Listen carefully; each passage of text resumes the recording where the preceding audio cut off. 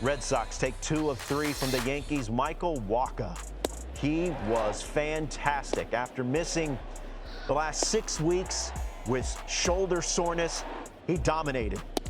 7 scoreless innings, 9 strikeouts in his return from the injured list. The Red Sox blanked the Yankees 3-0 in just 2 hours and 15 minutes. They take 2 of 3.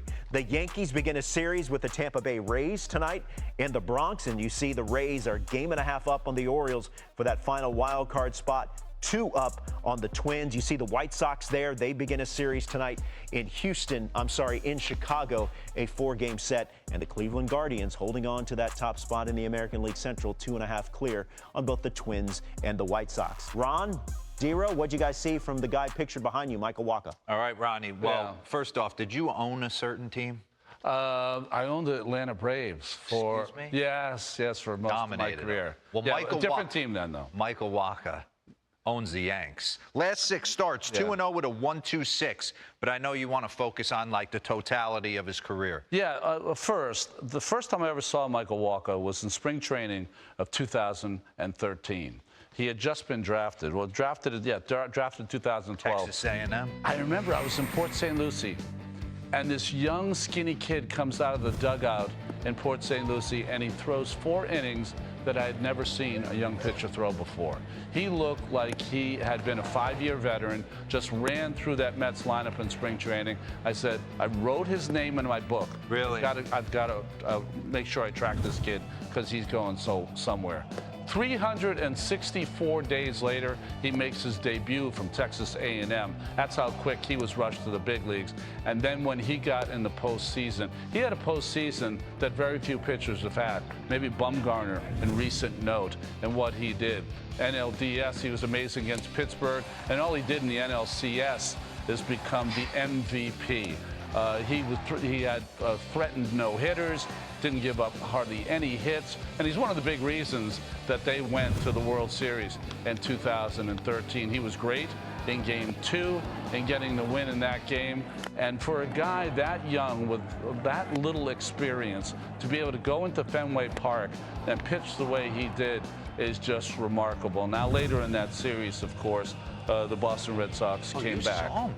Yeah. Saw him in 2020. I did. Saw him in 2020. So he's with the Mets. He was doing a lot of the things that you saw last night, but he was not able to locate like you saw last night. That was his issue, really, is that he had the changeup with lots of movement.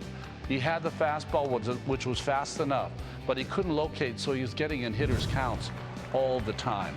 I thought when he went to Tampa Bay that was going to be the resurrection of his career, because they seemed to do that with everybody. But things were good, but not great with him last year. And again, some injuries stopped him from being the best that he could be.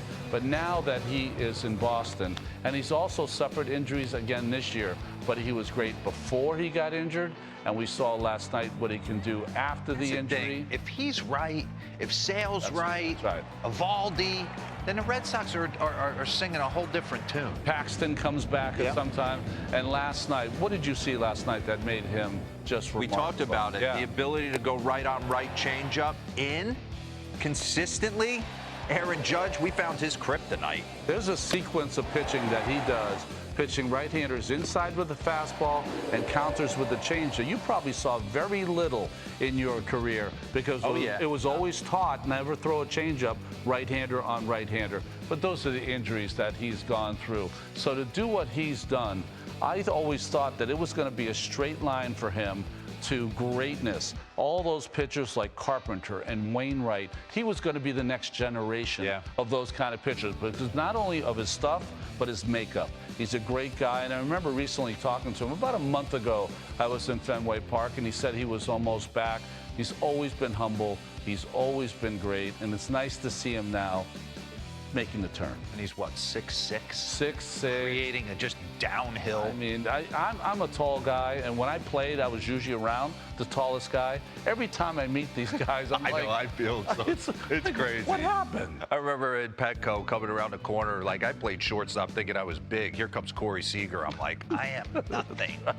It's unbelievable. The size of Joe these guys. Musgrove I met one time. I think that's like a whole different cat. Where does he come from? All right, S-Rob, bring up the StatCast board for the Yankees, because I think we found a little bit. I say Aaron Judge's kryptonite. His kryptonite is not any pitch. Yeah.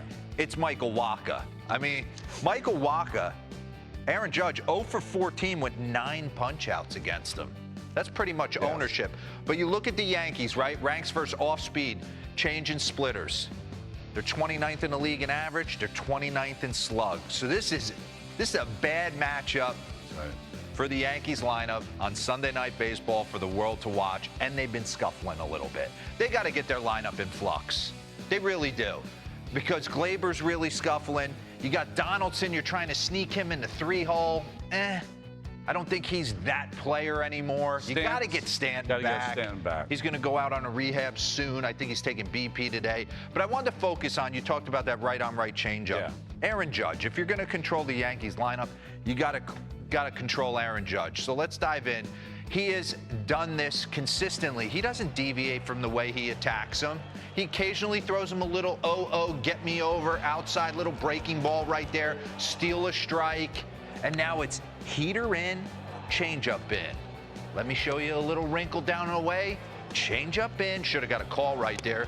And he gets you in that swing mode. That is a filthy pitch. He's going to do the exact same thing last night.